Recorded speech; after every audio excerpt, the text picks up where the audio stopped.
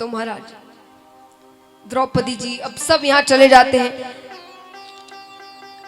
अब यहां पर पांडव एक मायावी महल बनाते हैं जिसका नाम था इंद्रप्रस्थ, मायावी महल। तो कौरवों को न्योता देते हैं उस महल को देखने के लिए। भाई है अपने, कौरव आते हैं। क्योंकि मायावी महल था तो दुर्योधन को उस महल को समझने में थोड़ा समय लग गया तो उसे पैर की ठोकर लगती है, वो नीचे गिर जाता है। सामने से द्रौपदी जी जा रही थी। द्रौपदी जी ने विचार किया थोड़ा विनोद किया जाए, तो द्रौपदी जी ने कह दिया, अंधे का पुत्र अंधा। इसी दिन इसी बात पे महाभारत का बीज रोपण हो गया। दुर्योधन अपने महल वापस लौट आते हैं। अपने मामा शकुनी मामा से कहते हैं, मुझे उस द्रौपदी से बदला लेना है, किसी भी हाल में बदला लेना है। अच्छी बात है। शकुनी मामा कहते हैं कि हम धृत क्रीड़ा का खेल करेंगे, पासे मेरे वश में है, वो सब हार जाएंगे और उस चक्कर में तुम कैसे तैसे द्रौपदी को भी बीच में ले आना और तुम्हें जो बदला लेना है तुम ले लेना। अच्छी बात है। अब महाराज धृत क्रीड़ा का खेल आरंभ होता है। धीरे धीरे पांडव अपना सब कुछ हार जाते हैं, अपना महल, पद, प्रतिष्ठा, धन इत्यादि सब हार जाते हैं, कुछ भी नहीं बचता। अंत में पांडव कहते कि भाई हमारे पास तो कुछ बचा ही नहीं। दुर्योधन ने कहा कैसे नहीं बचा, अभी तो रानी द्रौपदी बची है, उसे दांव पे लगाओ। एक बार सबको क्रोध आता है, पर कहते हैं ना, गलत कार्य करने जाते हो, गलत संग में होते हो तो बुद्धि भ्रष्ट हो जाती है। उन्होंने द्रौपदी जी को दांव पे लगाया, पासे वश में है, द्रौपदी जी को हार गए। उस समय द्रौपदी जी रजस्वला अवस्था में थी। इस अवस्था में कुछ दिनों तक जो रानियां हैं, महिलाएं हैं, वो अपने महल से बाहर भी नहीं निकलती थी।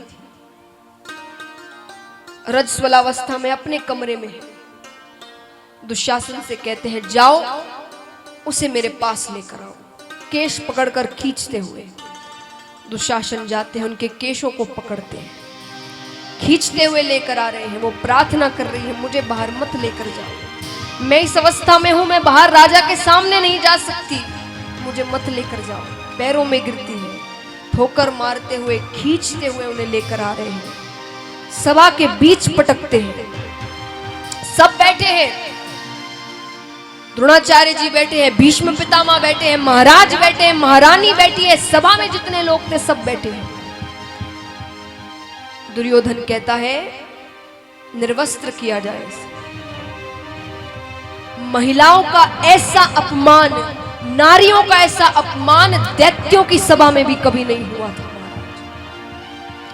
द्रौपदी जी राजा के पास जाती है, मेरी रक्षा करिए। भीष्म पितामह के पास जाती है, ताजश्री मेरी रक्षा करिए। द्रोणाचार्य जी के पास जाती है, मेरी लाज बचाइए, कोई तो कुछ करो। कोई सामने नहीं आता। साड़ी खींचने लगते हैं दुशासन। थोड़ी देर तक तो द्रौपदी जी उस साड़ी को अपने मुख पर दांत से पकड़कर रखती है, पर जब हार जाती है तो दोनों हाथ ऊपर उठाकर कहती है, हे द्वारिकाधीश मेरी रक्षा करो, द्वारिका के नाथ मेरी रक्षा करो। द्रौपदी जी कहती है, ठाकुर जी आते हैं और कपड़ों का पहाड़ लगा देते हैं। दुशासन खींचता जाता है, पर साड़ी खत्म नहीं हो रही।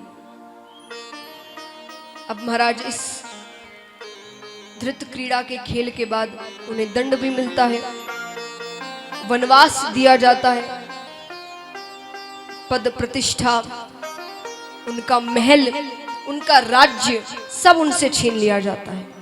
और ऐसा नहीं है कि वनवास में भी कौरवों ने कुछ नहीं किया,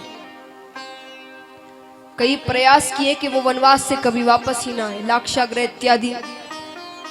प्रजा को राखे साइया, मार सके ना कोई।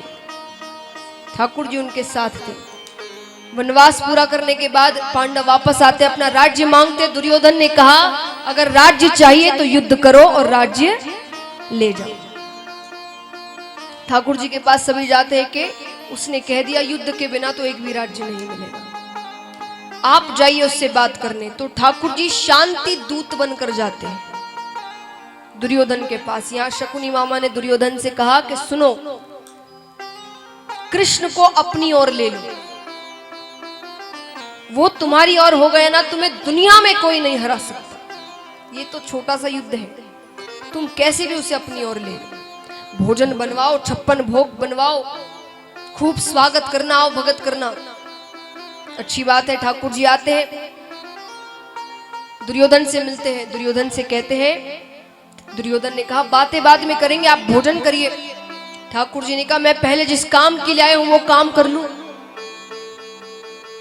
तुमने कहा था वनवास के बाद उनके राज्य उन्हें वापस दे दिए जाएंगे।